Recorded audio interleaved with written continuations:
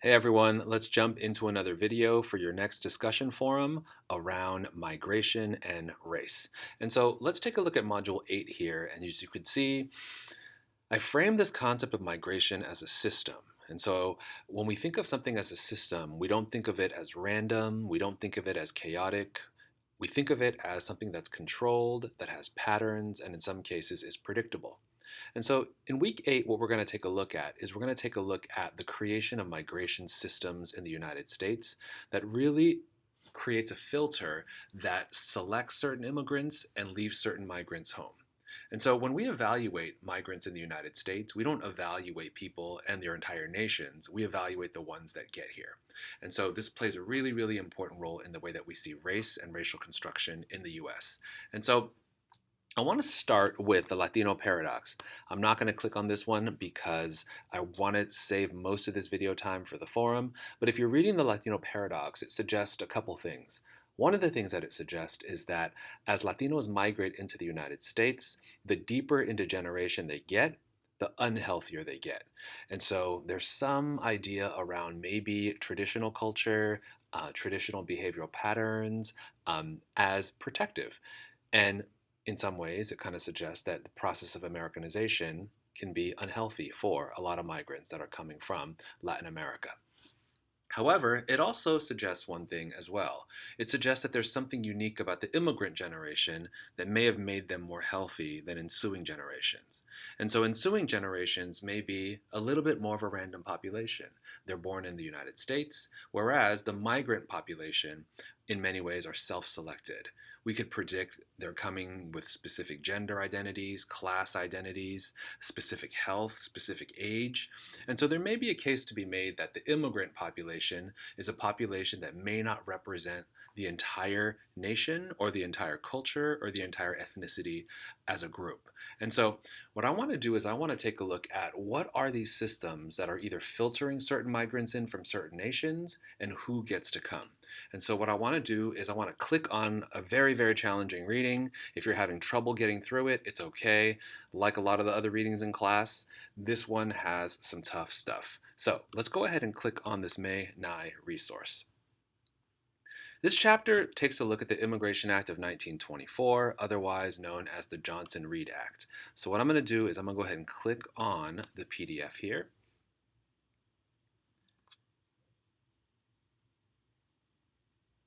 And what I'll do is I'll just go ahead and rotate this. And what I want to do is I want to scroll down to a chart. And I think the chart is very interesting for our conversation and for our forum. And so in the early 1900s, we're seeing Congress create a filtration system, not just of who gets to come over as far as age, race, gender, etc., but more specifically, who gets to come over per country per year. And so this is going to have a huge impact on the way that we see demographics in the United States. If you recall, at some point in the Americas, Native American people were 100% of the population. And if we kind of take a look at immigration policy, new arrivals or settlers, what people kind of call settler colonialism, is going to take over in the ways that we kind of see demographics and racialization. So, for example, if you're looking at the 1924 Immigration Act, Congress sets a limit, a quota on the amount of people that can come per year.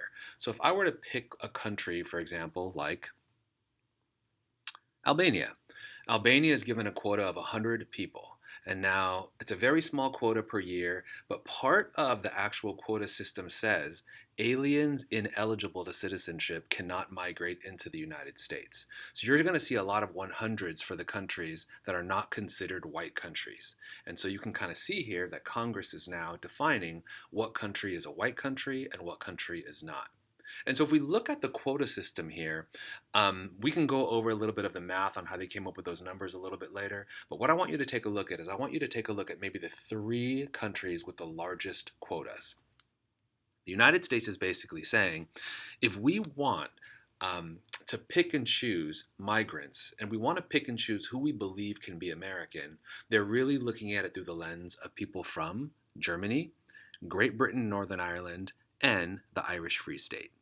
So you can kind of see that this act not only discriminates against people who may not be able to become white, but it also discriminates against other European countries like Eastern Europe and Southern Europe, and it favors and privileges migrants that are coming over from places like Ireland, Great Britain, and Germany. And so what this means is that some migrants are being normalized and other migrants in some cases are being shamed as, right, unfit for citizenship or unwanted. And so migration is playing a really big role on not just the construction of this concept of white identity, it also kind of shapes this concept of white identity through the lens of very specific countries. And so I'm going to go ahead and go back to my modules here, and let's take a look at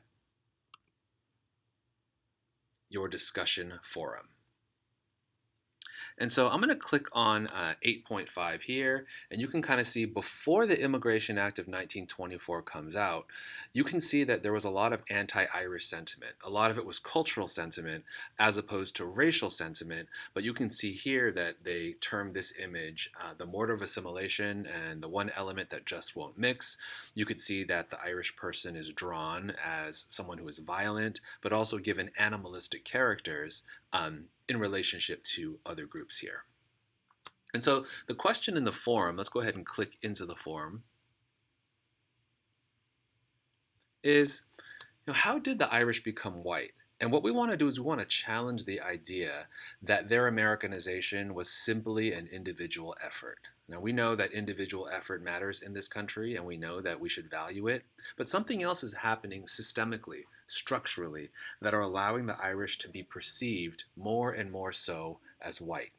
And so when we kind of think about this Immigration Act of 1924, and you're thinking about posting in this forum, think about how the normalization of some migrants are helping people and the abnormalization of other migrants are not.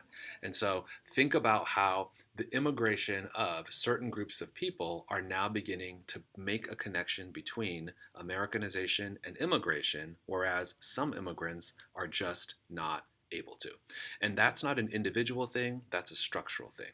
So think about some of the issues, go through all of the modules, and please post, and I'll see you in the forums.